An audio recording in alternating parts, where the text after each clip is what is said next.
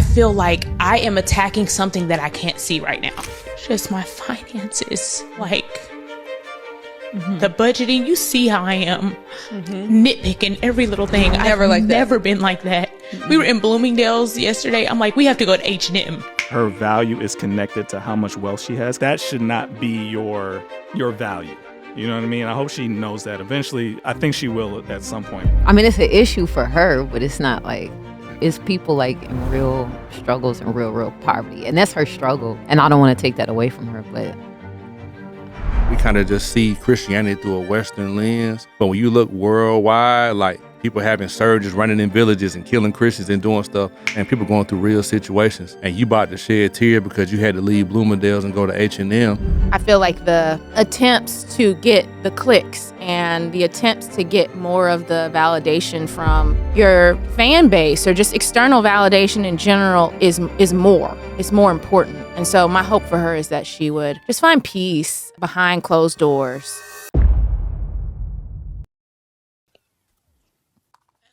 That's what help me, Jesus. Lord. Help me fight spiritually. Help me fight. So I feel like my answer is in what is happening in the spiritual realm. I feel like I am attacking something that I can't see right now. Wow. That's what I feel like. That's what I feel like. You feel like you're attacking something you can't see right now. Do you feel like you know what it could be? Although you can't see it, because sometimes our spirit does know. Like, I feel like it's breakthrough with what I'm creating with the app. I feel like there's been so much financial, just my finances, like the budgeting. You see how I am nitpicking every little thing. I've never been like that. We were in Bloomingdale's yesterday. I'm like, we have to go to H&M. Yeah. Like I notice it in me now, just nitpicking. And it's not even, I just don't have it like to spend the liquid. Yeah. I'm used to having liquid. And because I've invested in this app and this platform, I don't have the liquid. I got the money. Not yet. Not yet. It's coming. I have it in assets. I have it in jewelry. I have it in, but it's like the liquid. I'm used to seeing a certain amount in my account. But you're also used to a hustle mentality. For sure. And this time when you set out to do the app, you said that you wanted to do something that was legacy. That was going to have longevity. Not quick. Yes. You I don't want it. I don't want it quick. And I'm not complaining. Yeah. I know that. I believe in what we're building. Yeah. But I think that, like, that's what I'm fighting. You used to microwave, and this app is a crock pot. Wow. This app is a slow cooker. Wow. And you're going to reap the benefits of it later. But right now, you're sowing seeds into that. And so it just takes time. But you'll have that liquid cash. I believe that. You'll have all I that. believe you know that. it. All right. So she got killed for this. Talking about everybody, not our community. Charlemagne killed her. Really? Like, real bad. Really? Real bad. I didn't want to, I honestly wasn't going to do this topic because I didn't want to kill her as well. But the thing about it is her statement kind of reveals something to me, and I hope that she can see this soon and rectify it.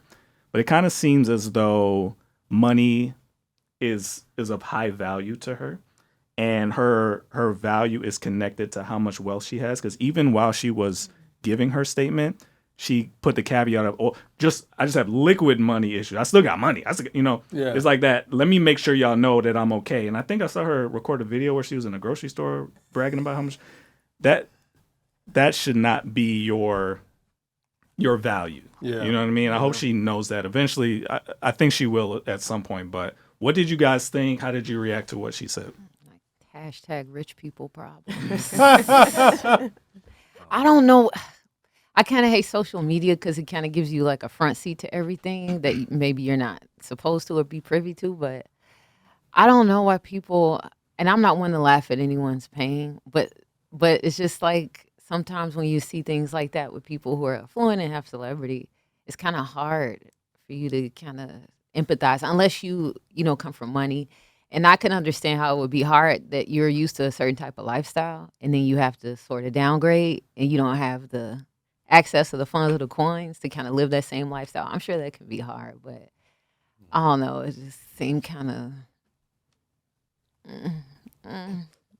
Is that a real issue? Like, I mean, it's an issue for her, but it's not like, it's people like in real struggles and real poverty. And that's her struggle. And I don't want to take that away from her, but I don't know. Yeah, I think the reason why she got backlash was because that video resurfaced of her saying that she didn't want a 9-to-5 man. Yeah. And I think that was really like the thing that was making people start clowning her and say like, yo, I can't, somebody said I can't afford Sierra Mist, so I can't do Sprite, so I got to do Sierra. Like, there were like so many memes of what she was saying and using different things like that. I mean, I think sometimes it could be a test.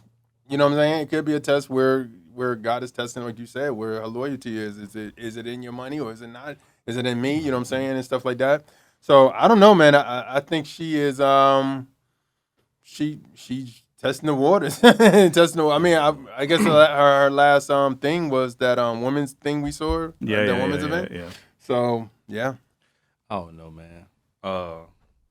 I feel like I said from the beginning, I feel like she was put on the platform too soon. I feel like she didn't really have the spiritual maturity to be doing the things and speaking on the platforms that she was speaking on.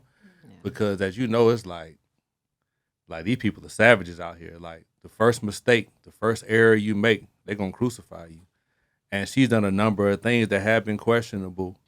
But also she's done some things that I'm looking at. It's just immaturity, not really understanding the climate that you're in, not understanding what comes along with this walk. I think that comment right there she just made probably irritated people because, like you were saying, people going through real situations, and you about to shed a tear because you had to leave Bloomingdale's and go to H&M, and if that's an issue for you, you know what I'm saying, God bless you. For a lot of people, it's like, man, H&M ain't really bad, you feel me? So it's like, when you say those kind of things, like people not really taking you seriously. Look around what's going on right now. Like you look over there, Israel and Palestine and stuff, and I think we have like this little small box that we're in America, and we kind of just see Christianity through a Western lens. But when you look worldwide, like people having surges, running in villages and killing Christians and doing stuff. So when you put Bloomingdale's and H&M next to that, you know what I'm saying? Like it kind of pales the comparison. I'm not trying to be insensitive, but I just think she just needs some discipleship. And I wish with church, man, and I'll be quiet after this, with church, we have an issue of as soon as somebody famous or they have celebrity and they just scream out Jesus, we want to put them on the platform. Yeah. And then they usually crash and burn or they have a bad taste in their mouth because they don't know everything that comes along with being on the platform in a Christian setting. Yeah. So I wish she would just kind of just sit back, get some discipleship, and just come back out next year. You know what I'm saying? And just do some stuff behind the scenes. But I think to give her a benefit of the doubt, she was being vulnerable on her platform. Yeah. It wasn't like they was having a conversation. It's almost like if we having a conversation and somebody going, man, I lost this. You know what I'm saying? You feel bad for them, but you don't feel bad for them because I guess people of their celebrity. You know what I mean? That's why I felt bad because I was like, man, like if you watch it, she's being like they're having like a therapy session. You know what I mean? Yeah. But then it just kind of reveals something about her that I don't think she realized was a problem. And this is on the backdrop of you wearing a blazer and some booty shorts doing prayer. You know what I'm saying? And people saying, well, it was a women thing. If it was a women's conference or whatever, and it was intimate, you don't need that's another thing. We don't need a camera for everything. Yeah. Like some places, cameras don't need to be there. So, you know what I'm saying? So you on the backdrop of that, you said some other questionable stuff. And I think it's all because of just immaturity. She might have a zeal, but she don't have the knowledge. You know what I'm saying? Like she might want to say, I just want to show everybody about Jesus. That's cool. But just because you used to be in the front of a camera don't mean it's a season for that. Like humble yourself, get behind the scenes and learn so you won't have to go through this stuff. Because now you getting ripped apart. You probably at home crying. You know what I'm saying? You probably feeling like, man, like I can't get no love in the church. Where can I go? All these different emotions are going to come because you just operating in a space you shouldn't really be in because you're immature. It could be her too, just learning, because I know she's a professing believer and just learning contentment. Because you have a lot of people on fixed incomes right now. The economy's high, gas is high, groceries high, everything's high. Rents have skyrocketed. So you have a lot of people struggling in different ways. And I just think in her own individual walk with the Lord, I don't know what that looks like for her personally, but she's learning contentment. Like all Christians have to learn contentment. And I'm sure this experience, and I hope it is humbling for her and to have her kind of lean in a little bit more, like you said. Because see, discipleship will let you know, like most of us, we can say, well, we came to Christ. Everything that we found value in, he pretty much destroyed it. Like he tore it down, and then he built us back up into the image of Christ by showing us what really matters. Like, so you're going through that in real time. You know what I'm saying? But you're not mature enough to understand, like, man, Christ is humbling to me right now and showing me what really matters. You're crying about Bloomingdale's and H&M on camera. You're going to get scrutiny from folks who not even believers. They're looking at you like, oh, man, you crying about this stuff, and they're going to tear you apart because they don't have no. We showing mercy. You know what I'm saying? Like Charlamagne, they going to have no mercy on you. They're going to crucify you. What did he say? I mean, just basically saying like, what's wrong with H&M? Like, gotcha. Like you said, it sounds like rich people problems. And what I'm worried about for her, and I still feel for you. I'm still there. This may alienate the people I don't know what this app is, but it may alienate the people that you're building this app for. Because I think she's kind of trying to position herself as above, but the people you need are H&M people. They're I mean, not even H&M. H&M is kind of fancy to me. Like, you know what I'm saying? This is like Target, Walmart. That you need their money to feed your lifestyle. Yeah. So when you kind of belittle them, in not meaning to, but when you kind of belittle them, you may hurt whatever vision you think you have for yourself, and this all may go away. Because people don't like a lot of this. Let's just be honest. A lot of our platforms are based on the patronage of people. We need them to love what we're doing and support. But if you insult them, why would they want to support? Why would they want to boost you up? Your whole life is dependent on them. Because I don't think she felt like she was insulting her fans. She just felt like, man, I'm in a place where I'm not used to, and by me not being used to, this is where I am currently. You know what I'm saying? Like, I'm used to Bloomingdale's. I didn't know people still was hitting Bloomingdale's like that either. I didn't know. But now we got to go to H&M. You know what I'm saying? So, I mean, I think the thing is, too, is there's a lot of stuff with B. Simone, honestly, to be honest with you. It's not even just the church stuff with the shorts. It's not just, you know, the whole stuff with her and Megan. It's a lot of stuff that I remember when she put out a book and somebody was like, yo, she ripped off the book. She stole it. It's like she's been doing with a lot of controversy. So anything negative is almost like people are like, yay, let's go. You know what I mean? So, yeah. Yeah. I'm sorry. I've been trying to be careful with what I say. But I can understand the Bloomingdale's reference. I can understand it. I do see the distinction in, you know, like the quality of clothing, the type of experience you're getting. Like, I understand it. But just to kind of echo what has already been said, my hope for her is that she would find contentment with the Lord and peace with him, and also security, because I feel like being in the limelight, being a woman who has attracted attention for various reasons, it's like you're trying to reach the goals, you're trying to hit the numbers, you're trying to do the things, and you're trying to build legacy.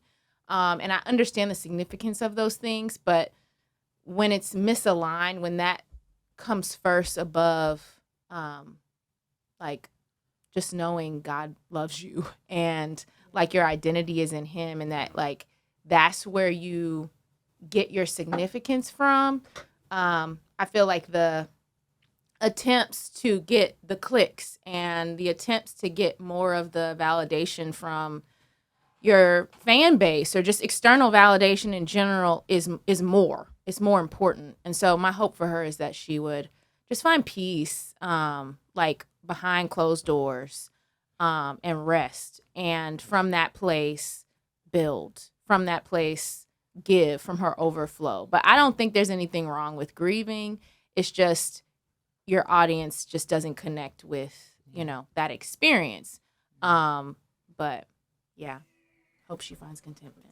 I agree. To kind of backpack on that, like how we're saying, like, we're able to see her transformation in front of everybody on Front Street, which I wouldn't want that for myself. But, you know, and I agree that this is an identity shift for her. So I definitely would say pray for her, because as a woman, you know, we like new clothes. We like new things. So right now she is going to have to learn that you are that girl regardless of where you shop.